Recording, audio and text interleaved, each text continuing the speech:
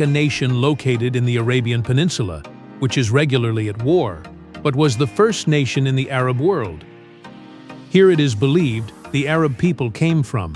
There are trees here in this country that bleed, in fact. Today it is part of the Arab world, although this nation is quite distinct from the rest of Arabia. That implies no towers, no construction whatsoever. So you can probably guess what we're talking about, right? Yemen is what we'll be looking at today. Yemen, a nation that if it chose to, could stop world commerce in minutes. Although it's an Islamic nation, you'll be surprised with the mood here. The private parties here are amazing, and individuals frequently go to other Arab nations to fulfill their fantasies. Hello friends. Today we will share with you some astonishing facts about Yemen that you may not know. So before starting the video, I hope all of you would subscribe, like and share the channel to get updates about fascinating videos like this. Let's get started on our adventure today.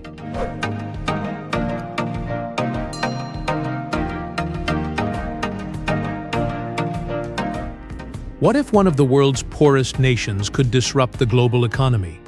Yemen, at first appearance, doesn't seem like it should be such a big deal. For years now, the headlines have been full with pictures of conflict, famine, destroyed cities, people trying to live. To many people outside the Middle East, Yemen appears a forgotten land, a country stuck in trouble. But that image is only part of the narrative. For beneath the difficulty there is one of the most strategically vital places on Earth. Every day, vast cargo ships carrying food, gasoline, technology, and consumer items sail close to Yemen's shore.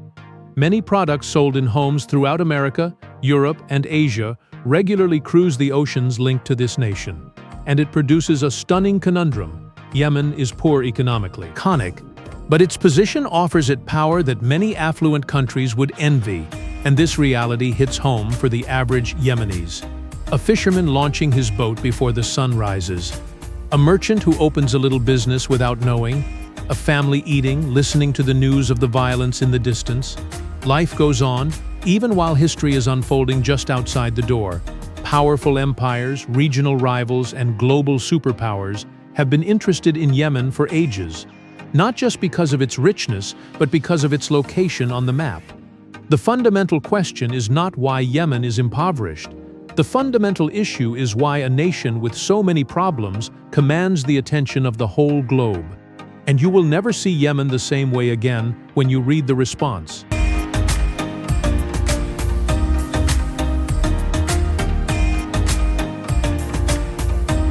But to understand why Yemen is so important, you first need to look at a map. And when you do, it all begins to make sense. Picture yourself standing on a rocky precipice near the southern tip of the Arabian Peninsula. Ships are passing across the horizon before you. A few transport oil, others bring food, automobiles, gadgets, and items which will finally sit in houses hundreds of miles distant. Most individuals do not give these ships a thought, but they are depended on every day by the global economy. Yemen stands at one of the most crucial crossroads on the planet. Saudi Arabia lies to the north.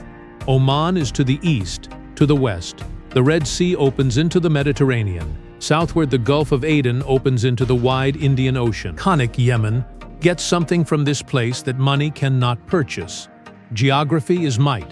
Traders, explorers, and civilizations have traveled these seas for thousands of years. Incense and spices used to be delivered by ancient caravans via this area. Today, massive cargo ships transport billions of dollars in commodities over the same maritime route. Below the mountains and deserts of Yemen is another layer of richness. The nation has deposits of oil and natural gas and mineral resources, including gold, copper, cobalt, and nickel. These riches should have brought prosperity on paper, but location may be a benefit and a curse. The same posture that draws trade draws competition.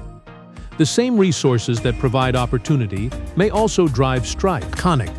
That contrast is difficult to miss for the people who live here. Yemen is not merely sitting next to history, it is sitting right in its way.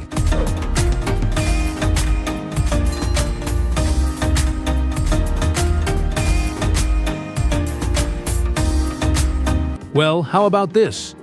You are in the center of a city that has been alive for more than 2,500 years.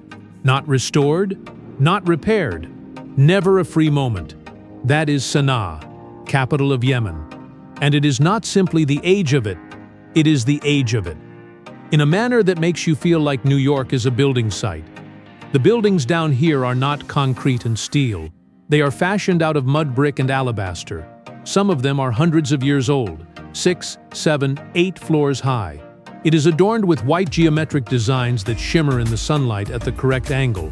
Walk through the ancient city at daybreak, and you will hear the call to prayer echoing off walls that heard it 1,000 years ago. Here, tribal culture is not a thing of the past. It's Tuesday, family loyalty, iconic clan honor, hospitality and ancient codes. This is not what your granny would tell you. They are the rules by which humans live, now, today, and the marriages. Oh, the weddings. A typical wedding in Yemen does not last a weekend. It will not last a week. It's 21 days of music, of eating. The ritual of a whole town stopping dead to honor two individuals pledging their life to each other. Think this the next time you grumble your cousin's reception lasted 20 minutes. Sanaa shows that some places don't only endure history. That's them.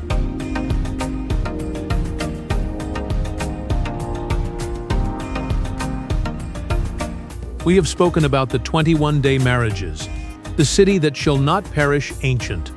But this is when Yemen stops being remarkable, and it's impossible.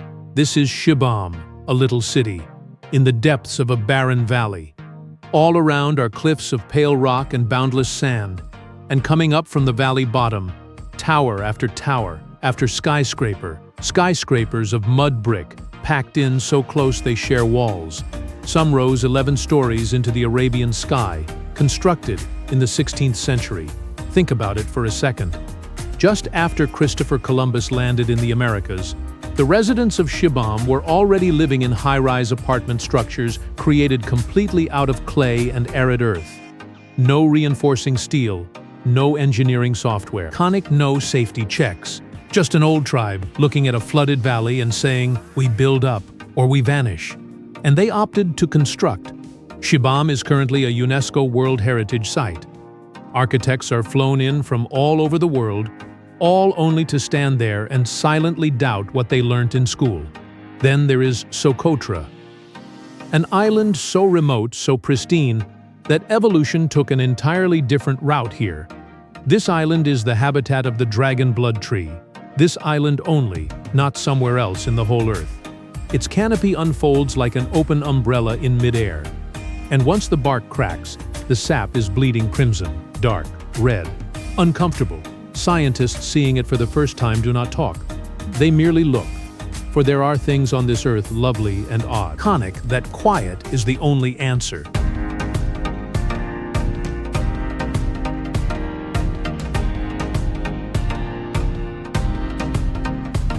But Yemen's tale does not start with contemporary boundaries. It starts when history and mythology seem to merge.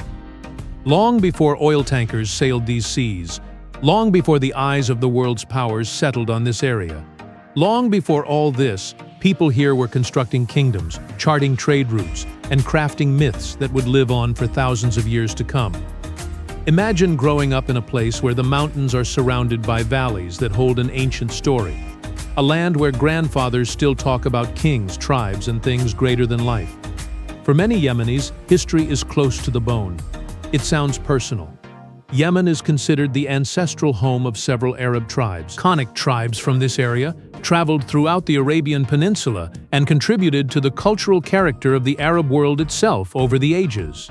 Yemen has several renowned legends attached to its name. One of them is the story of King Abraha and his army of elephants. Islamic history says he marched north to Mecca, toward the Kaaba and the significance of it.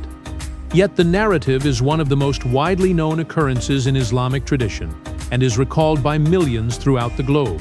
Yemen also has a strong connection with the mythical kingdom of Saba. It is said by many to have been the kingdom of Queen Bilqis, recognized in the Western tradition as the Queen of Sheba. Ancient sources speak of a flourishing monarchy built on commerce, agriculture, and links across continents. Then came Islam. Yemen instead became a key center of learning, trade, and research, rather than receding into the background. Merchants, tourists, and religious experts visited its cities and carried ideas far and wide from Arabia. Long before the country was renowned for war, Yemen was recognized for something else. It was recognized as a meeting point of civilization.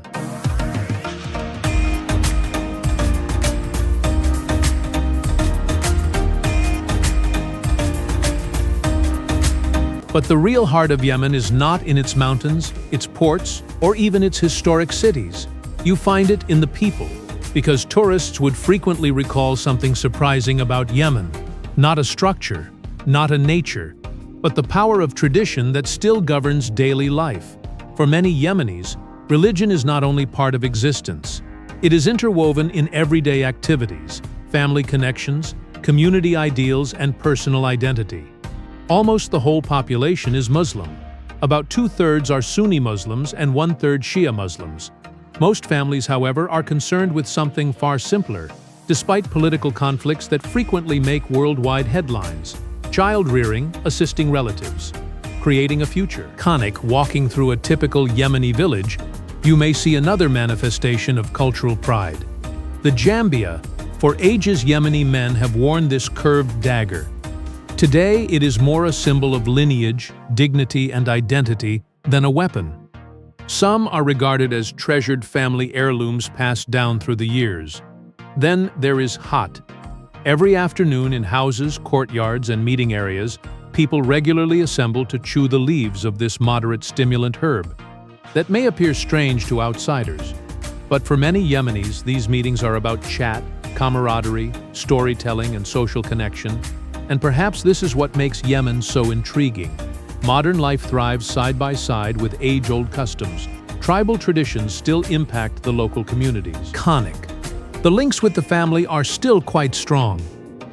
And while the world around them changes, many Yemenis still cling onto the beliefs that define who they are. As civilizations do not live on via architecture, they live off humans.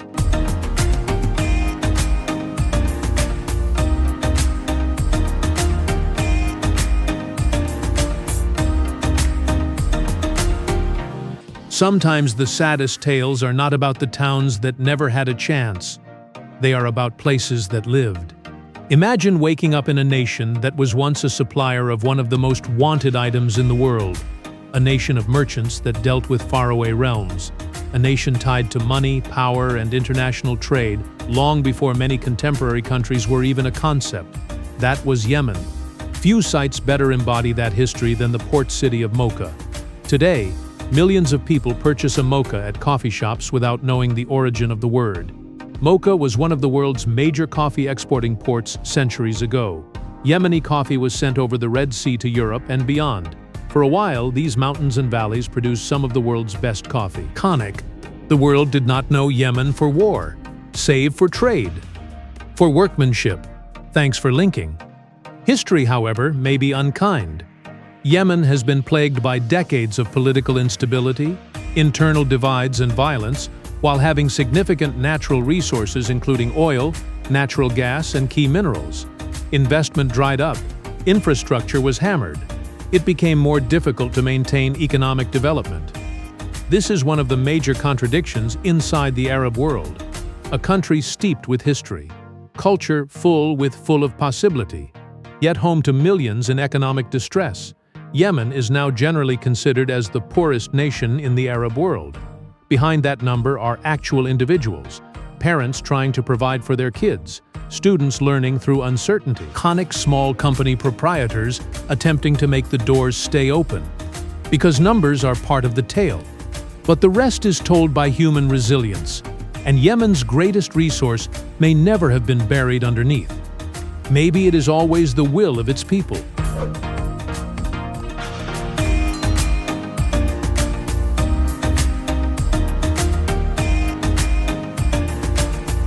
News doesn't tell you this. There were families, prior to the bombs, a teacher from Sanaa who saved for 11 years to buy a house for his daughter, a fisherman in Hodeidah who recalls every current of the Red Sea, a Thai's grandma who produced the greatest salta in the whole area, and not a single ingredient was measured. People, life, real futures. Then came war. It didn't matter anymore. none of it did the trick. The split of Yemen is a product of the Cold War. The West was allied to the North. The South had sided with the Soviet Union. Two ideologies, just a tiny bit old country. The demise of the Soviet Union caught South Yemen without a sponsor. The unification in 1990 seemed less a choice, more a capitulation. The animosity was always there. It waited. The Houthis were more than a guerrilla organization. When they burst out of the northern highlands in 2014 and 2015, they were the match in a room that has been filled with gas for 30 years. Then Saudi Arabia intervened. Iran has responded. The United States covertly contributed information and weapons to the alliance. And Yemen, historic, proud, complex Yemen, turned into a theater, where the rivalry of the regional powers were played out on the corpses of Yemenis. Today, over 21 million people need humanitarian aid. It's such a big number that it doesn't seem genuine anymore. So let me be specific. That's about the size of the whole population of Florida. Starving, homeless, gone, while the world debates who is winning.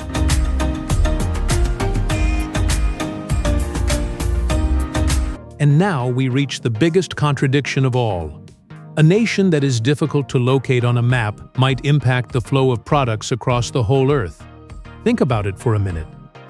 Some of the richest countries in the world rely on trade routes that run right next door to one of the poorest countries in the Arab world. That's Yemen. The Bab el-Mandeb Strait, in Yemen, is one of the world's most critical maritime choke points. Yemen is separated from the Horn of Africa by only around 16 miles, about 26 kilometers, at its narrowest point. It seems little from space. That is huge economically.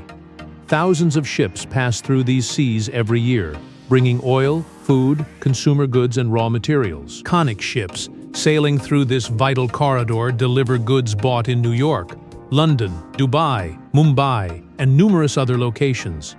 Most individuals seldom realize when a shipment is flowing as it should, but when the disruption happens, the whole world will turn its attention. Some corporations rerouted boats around Africa after recent tensions and incidents impacting commercial shipping in the Red Sea, adding time, fuel costs, and strain to global supply lines. Suddenly, an issue that few people spoke about was in the worldwide news, and it gets us back to Yemen proper, a resource-wealthy country, but chained to poverty, home to ancient civilizations, yet devastated by current strife. Economically poor, yet geographically strong. That, maybe, is the lesson Yemen has for the globe. Don't assess a nation by its richness solely, because often the weakest spots on the surface are more important than anybody could ever know. And Yemen is one of the few places that proves it more plainly than others. If this gave you a fresh viewpoint, subscribe for more intriguing views. And tell me what spoke to you the most in today's video. Thanks for viewing the whole video. See you in the future one.